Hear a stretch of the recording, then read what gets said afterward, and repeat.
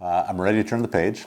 I think the fact that case counts nationally are going down and the fact that we're having this awards banquet today is testament that I think we're beating this virus. I think in some ways COVID has shown that there's really no mission that the Guard can't do out there. I mean, when you're out there 1 minute testing folks and doing contact tracing and shots, and then the next minute you're processing unemployment claims, there's really no mission that again, the Guard can't do.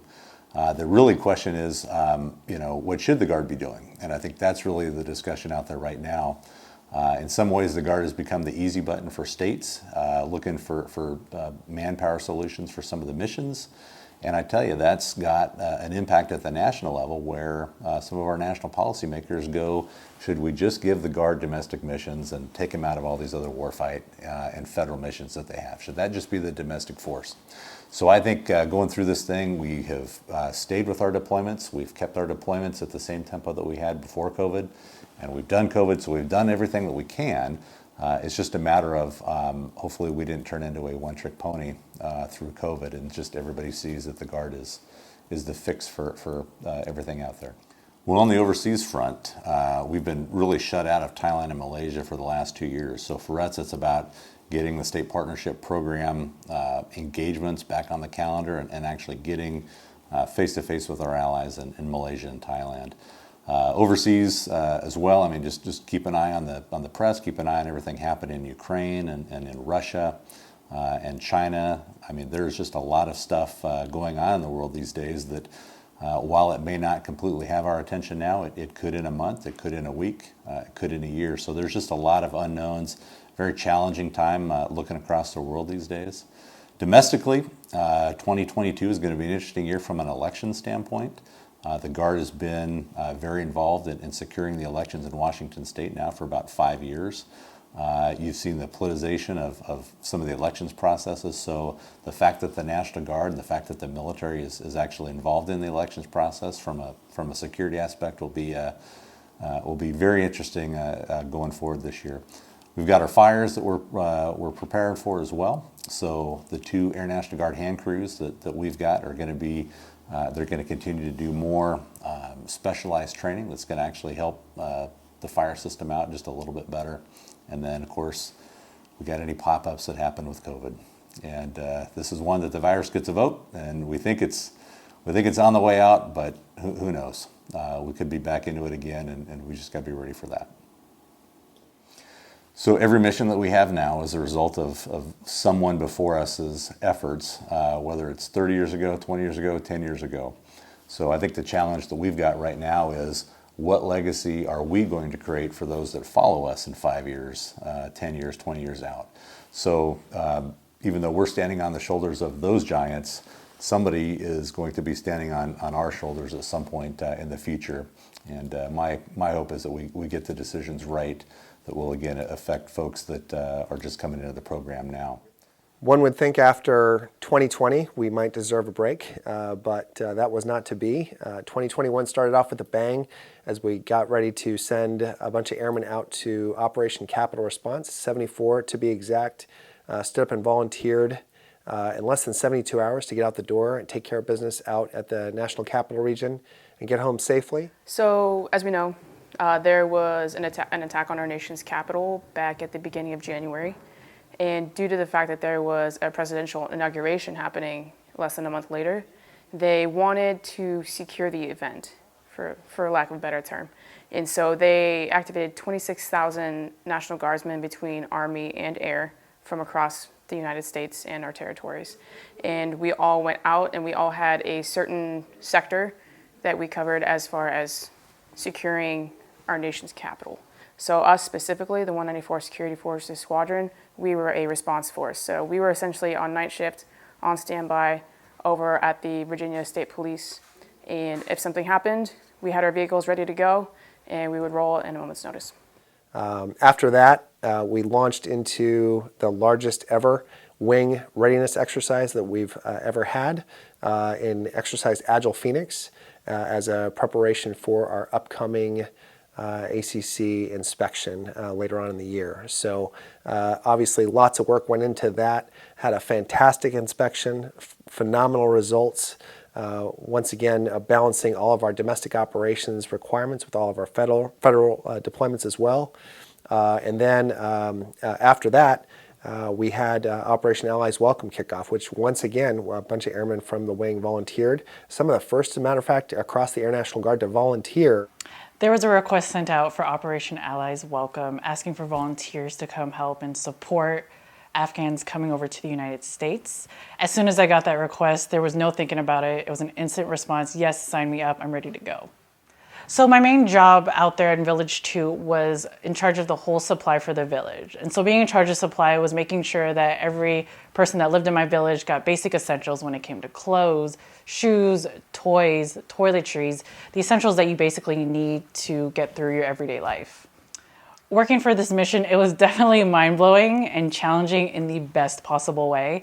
I got to work with the reserves, other Guard members from different states, working with all different ranks, even working with other services, and even working with the Afghans that came over that helped us closely as well. It was very profound and challenging. It challenged me personally and professionally, and I've learned some of the best lessons from supporting this mission. In spite of loads of training and stand eval changes in our cyber ops community, that group started getting prepared for a mobilization that they're about to kick off this year, and they spent a lot of 2021 preparing for that. It was a lot of hard work, a lot of long days, some really strenuous training requirements that Cybercom levied they had to prepare for. And at the same time they were doing that, they were also getting ready to support our upcoming midterm elections here in 2022. So again, balancing, yet another example of balancing the state and federal requirements in the cyber operations community.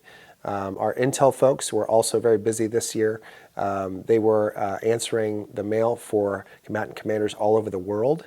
Lots of Title X tasks that were coming their way on a day-to-day basis, and they were hard at work making sure that combatant commanders had appropriate targeting requirements met in every theater around the world. Our Special Warfare Airmen were hard at work as they always are. That is one of the busiest groups in the Air National Guard, let alone Washington State. Those folks were maintaining a constant presence in Eastern Europe, which is obviously a place that is in the news right now for all kinds of reasons.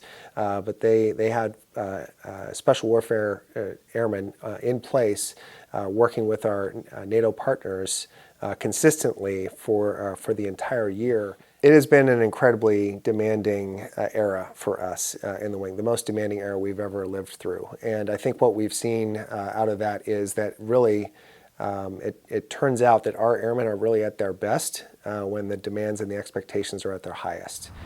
2021 was a pretty awesome year for the Bigfoot team over here at the Western Air Defense Sector. The Bigfoot team provided continuous air defense for the airspace over the vast majority of America's homes and families. Our Washington WADS team protects the entire western 75% of the continental United States. And additionally, we routinely defend the National Capital Region and other specific high-value areas of the country as needed. That's nearly 3 million square miles and 29 million aircraft.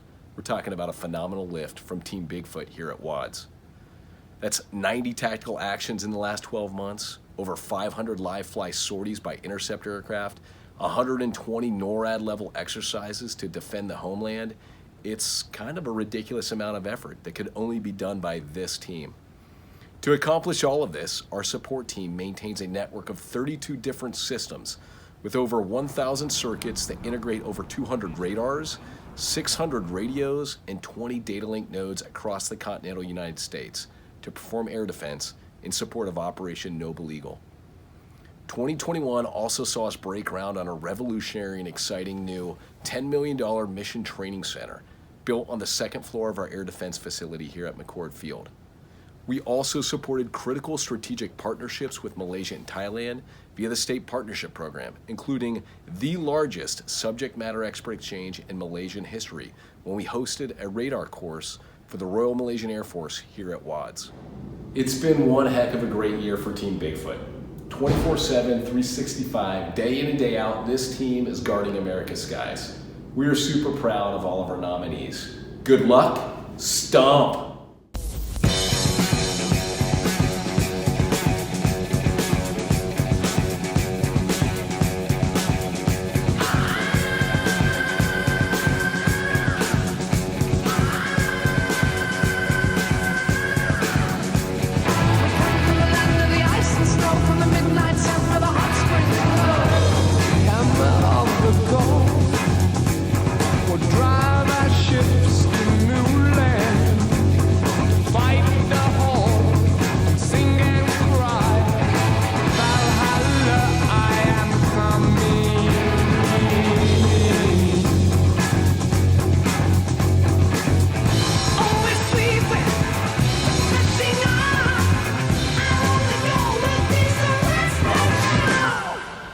don't mean to bore you with the details, but I will. Last year, our LRS processed 428 personnel, both active and guard, moved $1.4 million worth of mobility assets into 5 AORs, just like your handsome grandfather did 100 years ago.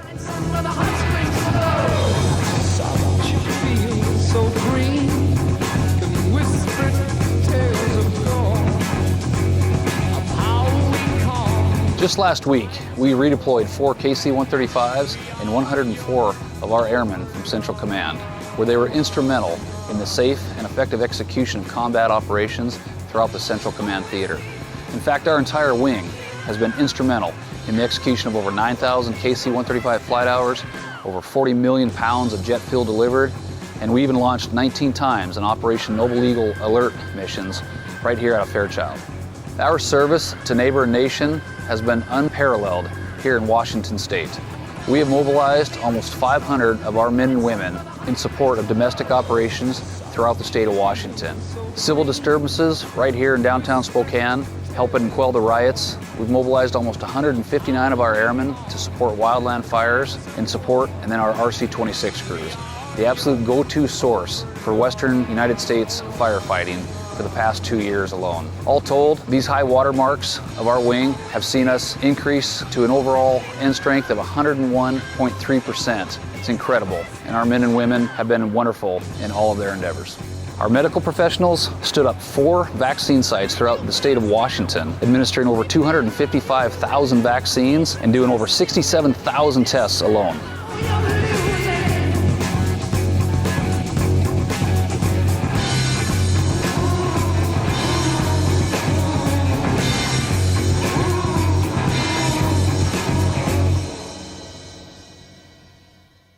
Huge thank you and kudos to the entire team for making this event possible. I mean, this has been a crazy year. It's been a crazy last couple of years.